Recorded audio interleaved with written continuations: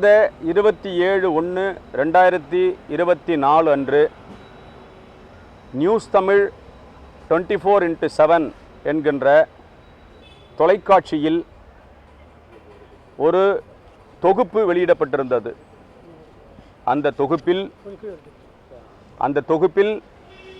விடுதலை சிறுத்தைகள் கட்சியினுடைய 45வது மாமன்ற உறுப்பினர் கோபிநாத் என்கின்ற இளம் சேக்வாரா என்பவர் 18 கோடி நிலத்தை ஆட்டை போட்ட விரும்புவதாகவும், ஆகவே அப்படிப்பட்ட நபர் ஒரு மோசடிக்காரர் என்று மக்கள் நம்புகின்ற அளவிற்கு ஒரு செய்தியை வெளியிட்டிருந்தார்கள்.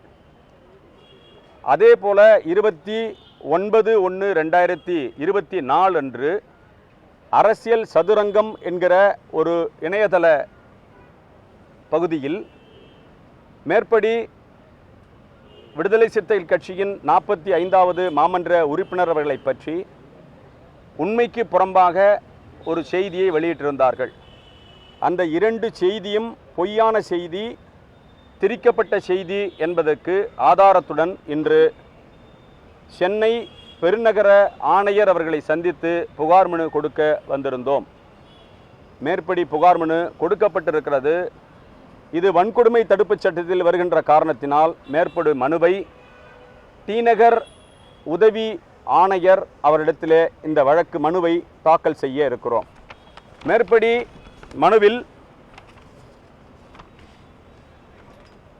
வேதபத்ம பிரியா தந்தை பெயர் ஆழ்வார் செட்டி, அதைப்போல அவருடைய சதி மற்றும் தூண்டுதல் பேரில் செய்தி வெளியிட்ட நியூஸ் தமிழ் செய்தி தொலைக்காட்சியின் உரிமையாளர் எடிட்டர் தினேஷ் மற்றும் செய்தியாளர் காண்டிபன் மற்றும் அதிலே தோன்றி தவறான செய்திகளை பதிவு செய்த ஸ்ரீராம் என்று சொல்லப்படுகின்ற நபர் ஆகியோர் மீதும், அரசியல் சதுரங்கம் இணையதளத்தின் உரிமையாளர் மற்றும் செய்தியாளர் விக்கி ஆகியோர் மீதும் இந்த புகார் மனு கொடுக்கப்பட்டிருக்கிறது. இந்த புகார் மனுவை பொறுத்தவரை வழக்கமாக தாழ்த்தப்பட்ட மற்றும் பழங்குடி சமூகத்தை சார்ந்த உள்ளாட்சி, நகராட்சி, மாநகராட்சி உட்பட்ட அந்த பகுதியில் பணியாற்றி கொண்டிருக்கின்ற உறுப்பினர்கள் தங்களுடைய பணியை செய்யாமல் தடுப்பது வன்கொடுமை தடுப்புச் சட்டம் பிரிவு 303(1) M மற்றும் 3(1) R ஆகிய பிரிவின் கீழ் வரும். ஆகவே அந்த பிரிவின் கீழ் நடவடிக்கை எடுக்க வேண்டும் என்று கேட்டு மனு தாக்கல் செய்யப்பட்டிருக்கிறது. இந்த வழக்கின் விவரங்களை உங்களுக்கு தெளிவாக கொடுக்க இருக்கிறோம். அந்த வழக்கின் விவரங்கள் என்ன என்பது நீங்கள் பார்த்து கொள்ளலாம். எந்தவித சம்பந்தமும் இல்லாமல் எந்த விதத்திலேயும் அந்த சொத்தை அடைய வேண்டும் என்கின்ற நோக்கத்திலோ எங்களுடைய மாமன்ற உறுப்பினர் செய்யவில்லை என்பதை தெளிவுபடுத்தியிருக்கிறோம். மேலும் 26/1/2024 அன்று திருச்சியில் நடைபெற்ற வெல்லும் ஜனநாயகம் என்கிற ஒரு மாபெரும் மாநாடு மக்கள் மத்தியிலே மிகப்பெரிய எழுச்சியும் நன்மதிப்பையும் பெற்றது. அதற்கு குந்தகம் உழைக்க வேண்டும் என்ற எண்ணத்தில் அதற்கு அடுத்த நாளே திட்டமிட்டு விடுதலை சிறுத்தைகள் கட்சி 18 கோடி ரூபாய் ஆட்டையை போட்டது என்கின்ற தலைப்பிலே செய்தியை போடுகிறார்கள். அது பொதுமக்கள் மத்தியிலே முகம் சுளிக்கின்ற அளவிற்கு கட்சியின் பெயருக்கும் கட்சியின் தலைவராக இருக்கின்ற எழுச்சி தமிழர் சிதம்பரம் நாடாளுமன்ற உறுப்பினர் அண்ணன் திருமாவளவன் அவருடைய பெயருக்கும் புகழுக்கும் களங்கம் விளைவித்து திட்டமிட்டு கட்சி பெயரையும் தலைவர் பெயரையும் எங்களுடைய சட்டமன்ற உறுப்பினர் பெயரையும் கெடுக்க வேண்டும் என்று சொல்லி இந்த செய்தியை வெளியிட்டிருக்கிறார்கள்.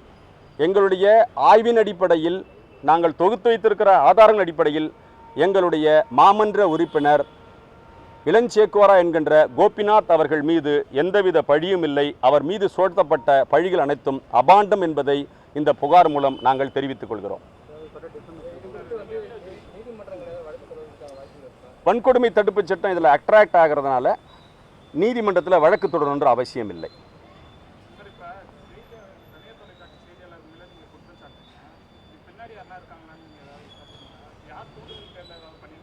இல்லை, எங்களுக்கு இதில் எந்தவித பயாஸ்டும் கிடையாது.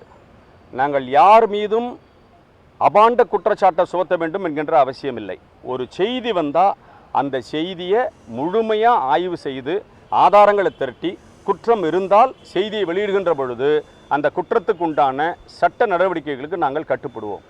ஆனால் எந்தவித ஆதாரமும் இல்லாமல் ஒரு கட்சியையும் ஒரு தலைமையையும் அந்த கட்சியில் நபரையும் சீரழிக்க வேண்டும் என்பதற்காக ஏற்கனவே தாழ்த்தப்பட்ட மக்கள் மீது இந்த சமூகம் ஒரு அவர்ஷன், ஒரு மோசமான பார்வை இருக்கிறது.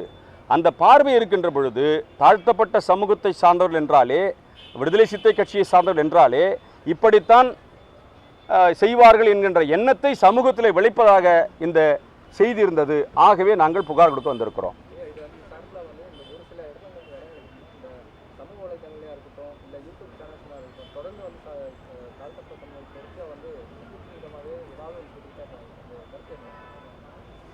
இல்லை, இது தொடர்ந்து நடந்துக்கிட்டு இருக்கு. ஆனால் அதில் எந்த ஒரு கம்ப்ளைண்ட்டும், அட்ராசிட்டி ஆக்டில் எந்த கம்ப்ளைண்ட் கொடுத்தனாலும் பாதிப்புக்குள்ளான நபர் கம்ப்ளைண்ட் கொடுக்கணும். இதில் நிறைய தலைவரை பற்றி அவர்ஷன் வரும். தலைவருக்கு இருக்கிற வேலை இல்லை, இது மாதிரி சின்ன சின்ன விஷயங்களில் தலையிட்டு புகார் கொடுக்கறது அவர் நேரத்தை வீணடிக்க முடியாது. ஆகவே மாமன்ற உறுப்பினர் மீது நேரடியாக குற்றச்சாட்டு, அந்த குற்றச்சாட்டிலே தலைவரையும் இணைத்திருப்பதனால் இந்த புகாருக்கு நாங்கள் வந்திருக்கிறோம். டெஃபமேஷன் தேவையில்லை. இதில் டெஃபமேஷன் என்பது எங்களுக்கு தேவையில்லை. எங்களுக்கு டெஃபமேஷனை விட ரொம்ப முக்கியமானது வன்கொடுமை தடுப்பு சட்டம் தான். ஏன்னா அது எங்களுக்கு பாதுகாப்பை அரசியலமைப்பு சட்டத்தின் பால் வழங்கியிருக்கிற ஒரு சட்டம். அப்படி இருக்கும் பொழுது நாங்கள் போய் காசு கேட்டு மன்னிப்பு கேளுன்னு சொல்கிறது இல்லை, மன்னிக்கவே கூடாதுன்னு சொல்கிறது SC/ST சட்டம். ஆகவே நாங்கள் வன்கொடுமை தடுப்பு சட்டத்தை தான் பின்பற்ற தயாராக இருக்கிறோம். இல்லை, குறிப்பாக எங்கள் கட்சி 45வது மாமன்ற உறுப்பினர் கோபிநாத் என்கின்ற இளஞ்சேக்குவாரா மீது அவர் சென்னை மாநகராட்சியில் நிலைக்குழு உறுப்பினராக இருக்கார். நிலைக்குழு உறுப்பினராக இருக்கும் பொழுது அவர் அந்த சட்டத்தை நடைமுறைப்படுத்த வேண்டிய கட்டாயத்தில் இருக்கார். 2017 போடப்பட்ட ஒரு வழக்கில் சென்னை உயர்நீதிமன்ற தலைமை நீதியரசர் ஒரு உத்தரவு போடுறார். மறுபடியும் 2021 அதே சென்னை நீதிமன்ற 2 நீதிபதிகள் கொண்ட அமர்வு ஒரு உத்தரவு போடுறாங்க.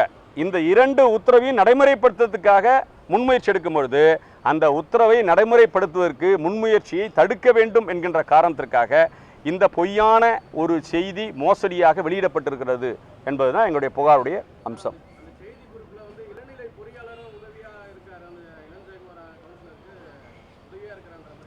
இல்லை, இளநிலை பொறியாளர்கள் தான் போய் ஆக்டிங் மெம்பர்ஸ், அவங்க தான் களத்தில் போய் பணியாற்றுறவங்க. அப்போ களத்தில் போய் பணியாற்றுறவங்களையும் தடுக்கிறாங்க, அவங்ககிட்டையும் கேள்வி கேட்குறாங்க. அப்போ அவங்களும் தெளிவாக சொல்கிறாங்க, அதுக்கும் சேக்கியோராக்கும் எங்கள் மாமன்ற உறுப்பினருக்கு சம்மந்தம் இல்லைன்றது அந்த ஆடியோலேயே வருது. அதையும் மீறி ஒரு 3-4 நிமிஷம் மாமன்ற உறுப்பினரை கட்சியும் சேர்த்து அவதூறு பரப்பு ஹராஸ்மெண்ட் பண்ணும்போது தான் இந்த புகார் வருது. காவல்துறை இங்கே ஒன்லி இன்டிமேஷன் தான். ஏன்னா இதுக்காக நடவடிக்கை எடுக்கிற அதிகாரம் ஆணையருக்கு இல்லை, டிஎஸ்பி லெவலில் இருக்கிறவங்க தான் எடுக்கணும். ப்ரைவேட்டில் டிஎஸ்பி, ரூரலில் டிஎஸ்பினா இங்கே ஏசி. ஆகவே ஏசி தான் இதுக்கு இன்சார்ஜ், அவர் தான் புகார் மனு எடுக்கணும். மனு கொடுத்தாச்சு, ஒன்றும் இல்லை. அவர் உரிய நீதி, நாங்கள் இது ஒன்லி இன்ஃபர்மேஷன் தான். நாங்கள் புகார் மனு கொடுத்துருக்கோம், டிசி நம்பர் போட்டோம், அதை அவங்களுக்கு கொடுத்துட்டு வந்துட்டோம். நாங்கள் நேராக எடுத்துமே கொடுக்க வேண்டிய இடம் ஏசி தான்.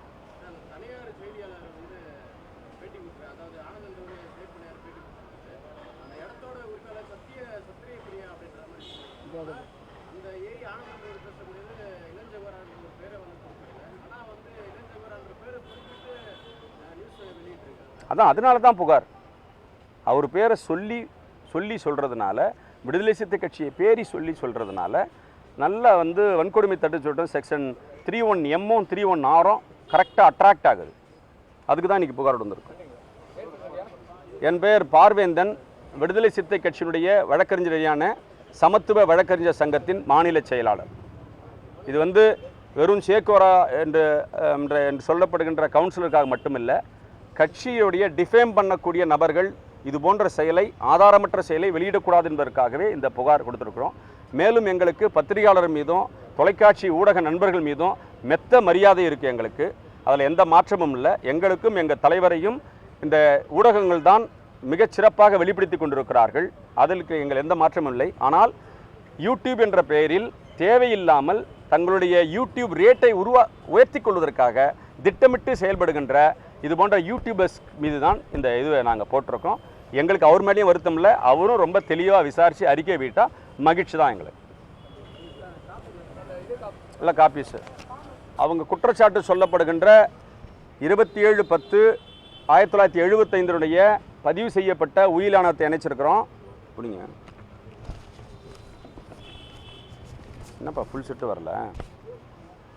23/8/2014 அந்த மேற்படி நபர் குத்தகை எடுத்ததை இணைச்சிருக்கோம். 20/17/2017 ஆண்டு ஒரு சேக்குவாரா அந்த இடத்த 2017 ஆண்டு கோபிநாத் அவர்கள் அந்த இடத்துல குத்தகை மற்றும் வாடகை திரு ஆணையத்தை இணைச்சிருக்கிறோம்.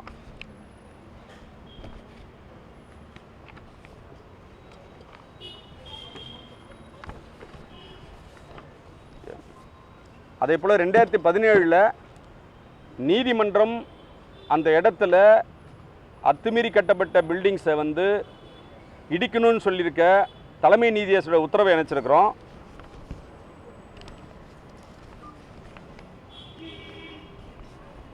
அதே போலவே 2021 மேற்படி சொத்தின் உரிமையாளர் சிட்டி சிவில் கோர்ட் 22 ஒரு வழக்கு போடுறாங்க. அது 2023 சிட்டி சிவில் கோர்ட்டின் 22வது நீதிபதி கார்ல் மார்க்ஸ் அவர்கள் கொடுத்துருக்கிற தீர்ப்புரையை இணைச்சிருக்கிறோம். அதை போலவே அவருடைய வாடகைதாரர்கள் 2021 சென்னை உயர்நீதிமன்றத்தில் நீதியரசர் கிருபாகரன் அவர்கள் தலைமையில் இருந்த கிருபாகரன், நீதியரசர் தமிழ்ச்செல்வி ஆகியோர் தலைமையில் அடங்கிய நீதிமன்றம் ஏற்கனவே 2017 போடப்பட்ட உத்தரவை கடுமையான நடவடிக்கை எடுக்க வேண்டும், உடனடியாக அப்புறப்படுத்த வேண்டும், அங்கே இருக்கிற வீடுகள் அப்புறப்படுத்த வேண்டும்னு சொல்லியிருக்கிறாரு. அவங்க கோர்ட்டில் நாங்கள் எல்லாம் 2 வாரத்து காலத்துக்குள்ளே அந்த வீட்டை நாங்கள் அப்புறப்படுத்துறோன்னு சொல்லி அஃபிடவிட் போட்டிருக்காங்க. அந்த காப்பியும் நாங்கள் இதில் இணைச்சிருக்கோம். ஒத்துழைப்புக்கு நன்றி, மகிழ்ச்சி.